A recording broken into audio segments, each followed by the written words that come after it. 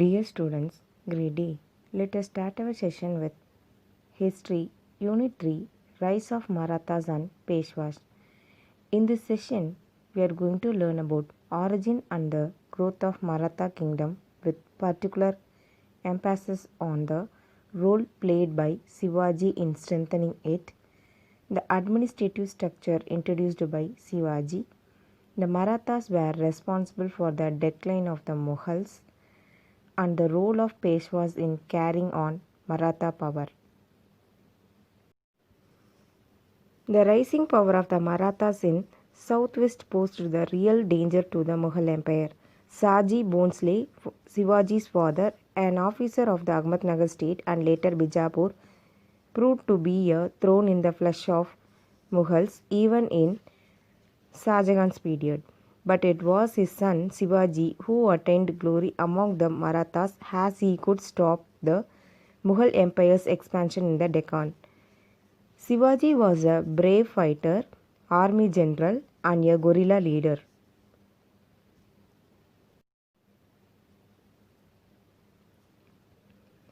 He built up a band of brave mountaineers who were loyal to him. With their help, he captured many forts and gave Aurangzeb commanders a tough time. As Maratha grew stronger, the Mughal Empire weakened. The Mughal Emperor had to recognize the right of the Marathas to collect their chow tax all over the Deccan.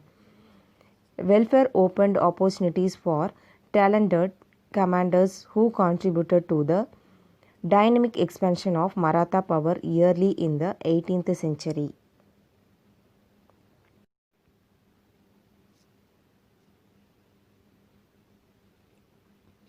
Factors responsible for the rise of the Marathas. Geographical features. The physical features of the Maratha country developed certain special qualities among the Marathas which distinguished them from the rest of the people of India. During the 16th century, the Sultan of Bijapur and Ahmednagar had recruited them to serve in cavalry. Their presence was helpful to the sultans in balancing the political ambitions of Muslim soldiers in their service. The rocky and mountainous terrain gave protection to the Marathas from invaders. Bhakti movement and the Marathas. The spread of the Bhakti movement in Maharashtra helped the Maratha people develop awareness of their identity and oneness. It promoted a feeling of unity, especially in terms of social equality among the Marathas. In the Maratha region, the religious leaders were drawn from the different social groups. Eknath, Tukaram, and Ramdas were the noted Bhakti saints.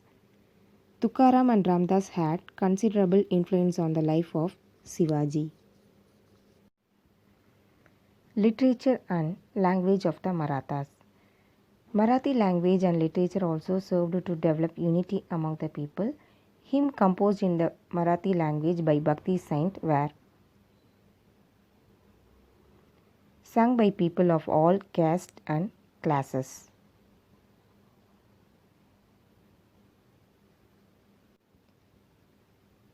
Shivaji. Shivaji, born in 1627, grew up under the care of his mother, Jijabai, who influenced him with stories from the Hindu epics Ramayana and the Mahabharata.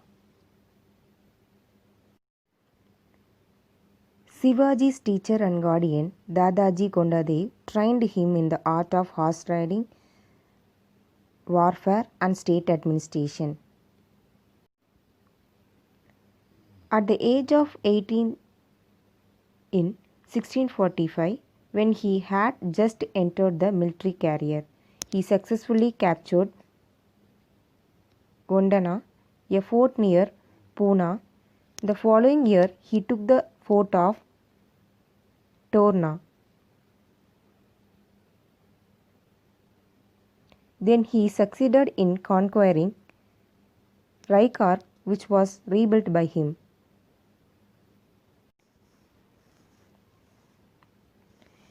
Shivaji's confrontation with Sultan of Bijapur. Shivaji became totally independent after the death of his guardian Kondadev in the year 1649. He also got his father's Jahir transferred to him, which was earlier looked after by Kondadev. The strength of his army was Mawali foot soldiers. With their help, Shivaji conquered many of the hill forts near Pune.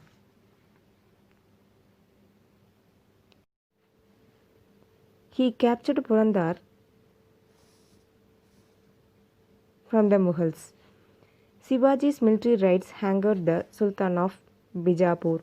He held Shivaji's father captive and released him only after Shivaji promised to suspend his military raids.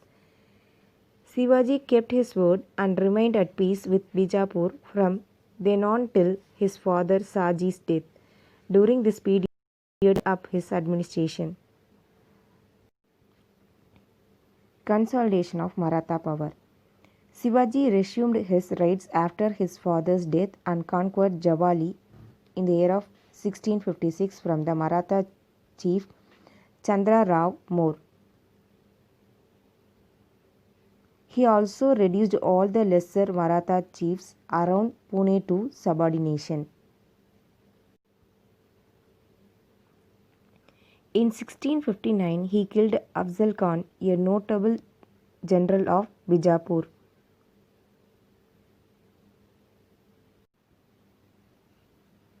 In 1663, he wounded and chased away the Mughal general and Aurangzeb's uncle, Shaista Khan.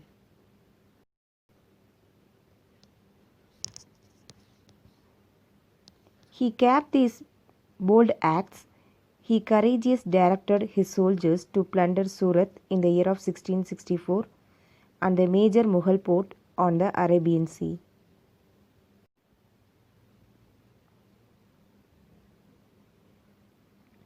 Shivaji and Aurangzeb. After Shivaji plundered Surat, Aurangzeb waved into action. An army under the command of a Rajput general, Raja Jai Singh, was ordered to destroy Shivaji and annex Bijapur. Shivaji finally needed peace and yielded the fortress he had seized and accepted service as a Mansabdar in the Mughal service for the conquest of Bijapur.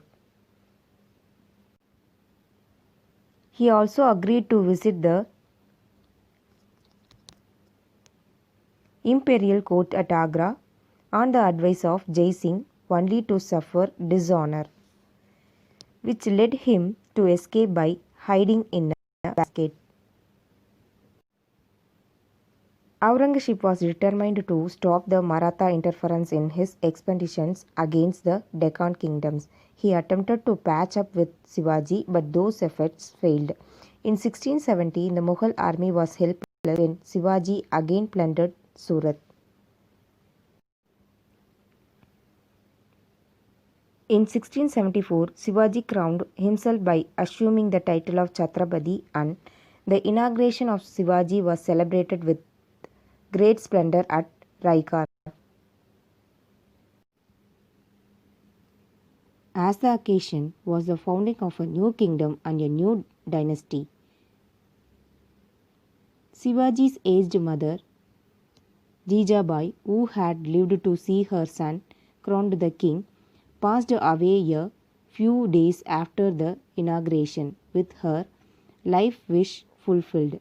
Shivaji spent his last years trying to bring his son Sambhuji into his ways, as he had defected to the Mughals. He fell ill with fever and dysentery and died in 1680. Maratha administration under Shivaji. Shivaji's political system consisted of three circles. At the center was Swaraj. Shivaji was caring and would not allow the people to be teased in any way. In the second circle, Shivaji claimed dynasty, but he did not administer them himself. He protected the people from loot and plunder, from which they were required to pay chowth, one-fourth of the revenue as protection money, and Sardeshmukhi, an extra one-tenth as the chieftain's due. In the third circle, Shivaji's only objective was plunder.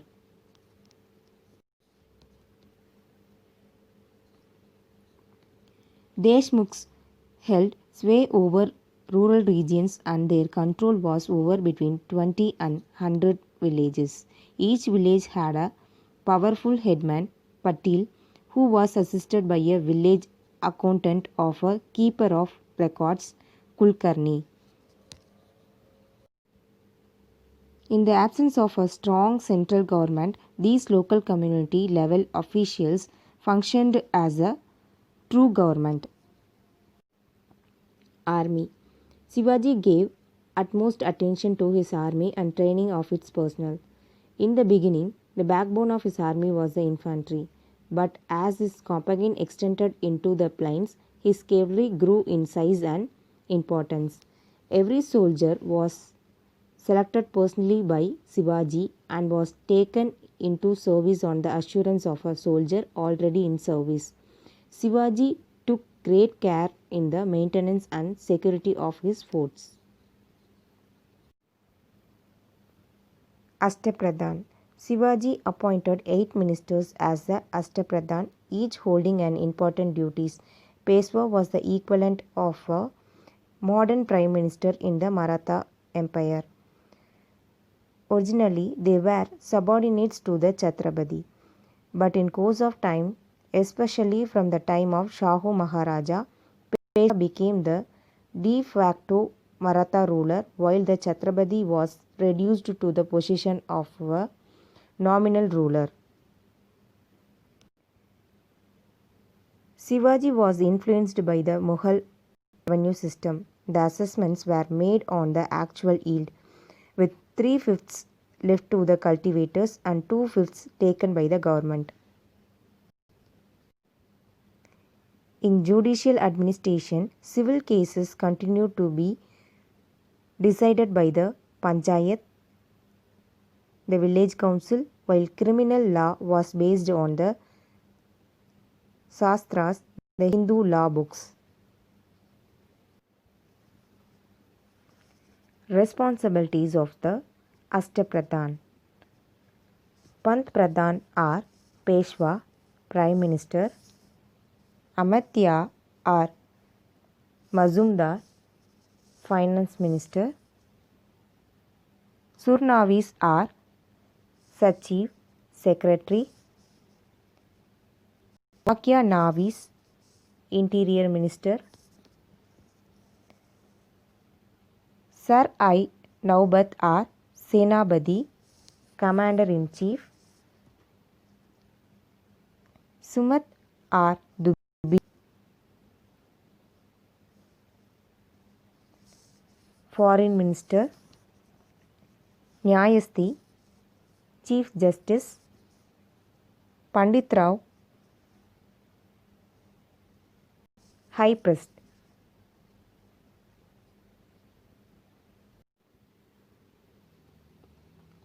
Sambhuji. Sambhuji succeeded Shivaji after a succession battle with Anaji Dato. There were family quarrels splintering the Maratha kingdom. Durgadas of Randur, Marwar and Aurangzeb's rebel son Akbar arrived in Maharashtra and took shelter in Sambhuji's court. Aurangzeb viewed these developments very seriously and took all out efforts to finish off Sambhuji.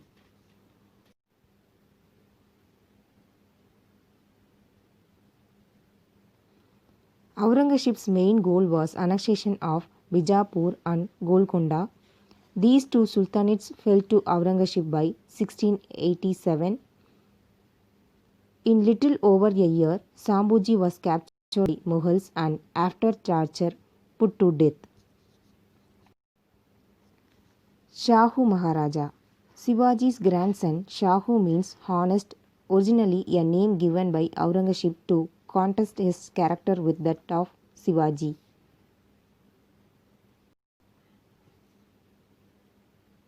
He ruled from 1702 to 1749. During the first half of the 18th century, consolidation of royal power was achieved through allotment of royal entitlements upon those who served Shahu.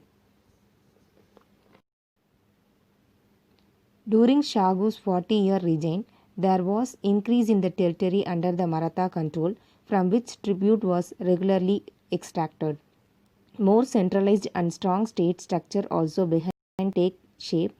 Every household, including that of landed household, profited from state employment. Peshwas. Balaji Vishwanath began his career as a small revenue official and became Peshwa in 1713. Much against the advice from his close circles, Shahu appointed 20-year-old Vishwanath's eldest son, Bajirao, to occupy the office of Peshwa. Bajirao decided to launch a major Maratha onset against the Mughals and the Nizam of Hyderabad. He assumed the powers of the commander-in-chief. He was wise in his choice of commanders for these campaigns. Instead of trust on the traditional elite group, namely Deshmukh, he gave commands to the Gaikwad, Holkar and Shinde or Sisindhya families who had been loyal to the Emperor Shahu, his father Balaji Vishwanath, and to him. The prominent Maratha families: Gaikwad at Baroda, Bhonsle at Nagpur, at Indore, Shinde or Sisithya at Gwalior, Peshwa at Pune. Bajirao proclaimed war against Malwa and Gujarat and freed them from Mughal domination. The Mughal army and the troops of the Nizam that intervened on behalf of the Mughals were defeated. The Maratha army, which consisted of no more than 5,000 horsemen and no artillery, had by 1720 had doubled in its size, yet they were no match for and the Nizam. The Maratha dominance in the Deccan is also attributed to the qualities of Maratha officials and generals who grew up under Shahu and the Peshwas. He decided that the capital of the kingdom would henceforward to Pune, not Satara. All power and authority was now concentrated in the Peshwa's office. Balaji Bajirao now commanded an army of paid soldiers. The Maratha warrior band was reconfigured and its run came to an end. Maratha soldiers were not permitted now to retire from battlefields each year for the purpose of cultivating their land. Soldiers were required to live in forts and towns far away from their home.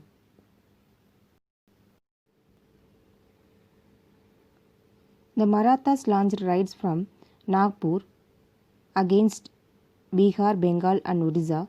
Notwithstanding the conflict between the Marathas and the Nizam over Karnataka, Tamil, Kannada and Telugu regions were effectively brought under the control of the Marathas. Between 1745 and 1751, plundering expeditions were launched yearly by the Marathas chieftain Raghuji Bhonsle.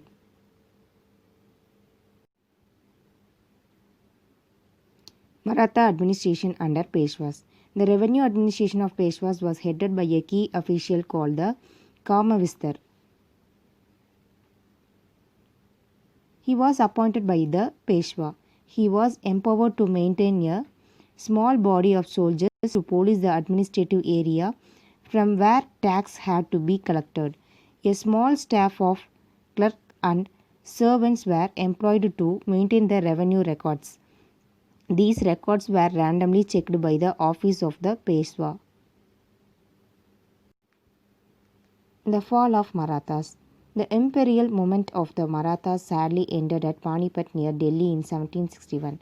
The Marathas' attempt to extend their domain beyond Punjab was checked by the king of Afghans, Ahmad Shah Abdali.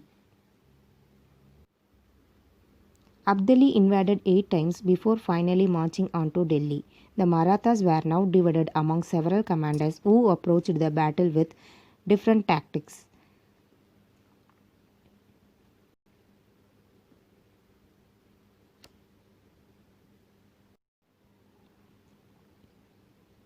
Artillery decided the battle in January 1761.